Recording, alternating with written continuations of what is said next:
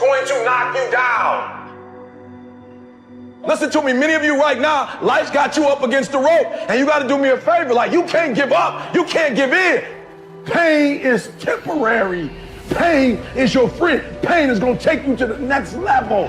When you going through pain, I know what you feeling. I know exactly, because I've been there. I've done that. But you got to work through it. And the reason why most of you are not successful is because every single time stuff not going your way, you give up, you quit, you let go, and people feel weakness. They feel it.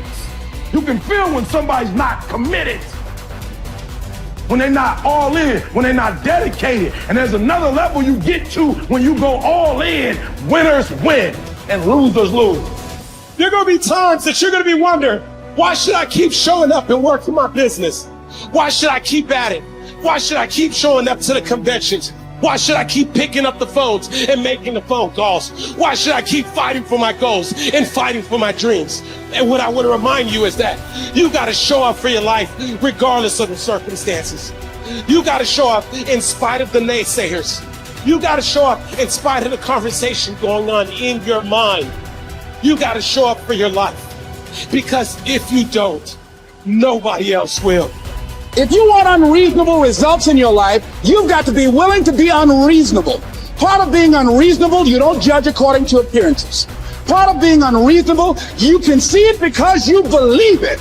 You must have the faith to call forth those things that be not as though they were.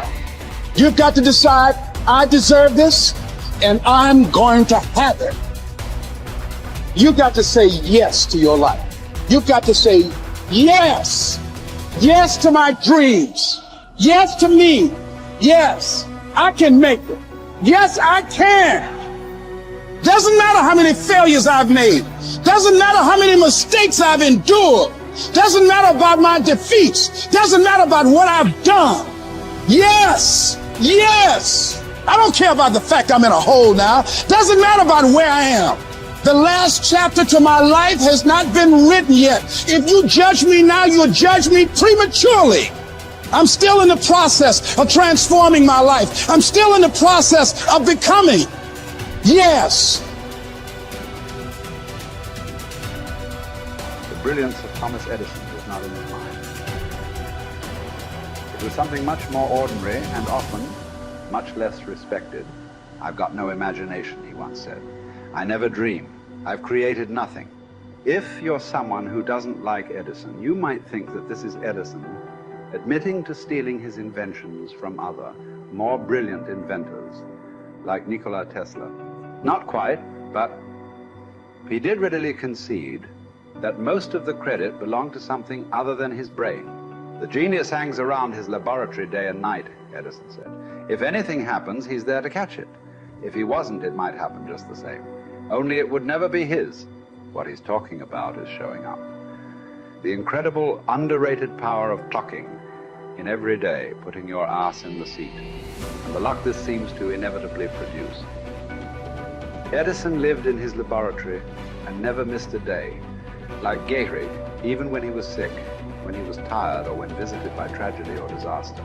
The modern conveniences we can trace to his lab then owe far more to his body than his brain, to the compounding power of consistency rather than sheer brilliance. It wasn't about inspiration. It was about getting to work, show up and try. Get on the treadmill, pick up the violin, script out some sequence, reach out to some clients, read some reports, lift a couple weights, jog 1 mile, cross one thing off the to-do list, chase down a lead. It doesn't matter what it is. All aspects of our life benefit from this circumscribed kind of discipline. Just as long as you do something every day, that is the important thing. Show up. When you're tired, when you don't have to, even if you have an excuse, even if you're busy, even if you won't get recognized for it, even if it's been kicking your ass lately, once something is done, you can build on it. Once you get started, momentum can grow. When you show up, you can get lucky. Is this still hard? Yes. But the good news is that because it's hard, most people don't do it. They don't show up. They can't even do one tiny thing a day. So yes, you're alone out there on the track in the rain. You're the only one responding on Christmas. But having the lead is, by definition, a little lonely. This is also why it's quiet in the morning. You have the opportunities all to yourself. Don't worry about setting any records. Just report for duty. No excuses. And here's the irony. This is also a way to break records. Consistency is a superpower. Day to day, willpower is incredibly rare. Lowell Gettrig was a solid position player and a good hitter. But his success really was rooted in the fact that he didn't miss many days of work. It's quite likely that had he continued at his normal pace and not been stricken with R's, that he would have put up career numbers that surpassed Babe Ruth. Gettrig wasn't just able to show up despite injuries and fatigue. He also had to push through ennui, doubt, and just plain not feeling it. He had slumps like we all do, but he also understood what they meant. As a minor leaguer, he had struggled at the plate and thought about quitting. The Yankees' owner sent down a scout to walk Gehrig through the very basic math of a batting average. A good hitter hits 300, and hitting 350 is terrific. Hitting 400 is almost unheard of. What does that translate to? Missing on 6 tries out of 10. A hitter can also go days, weeks without touching the ball. That's what the scout told him. The most important thing a young ball player can learn is that he can't be good every day. You don't have to always be amazing. You do always have to show up. What matters is sticking around for the next at-bat. The ability to do that, coupled with the ability to endure what John Steinbeck called dogly days while writing East of Eden. Those days when everything seems out of whack, when you're just not feeling it, when the distractions won't stop, is the first step to greatness, literally. You cannot be great without the self-discipline to do that. One thing a day adds up. Each day adds up. But the numbers are only interesting if they accumulate in large quantities.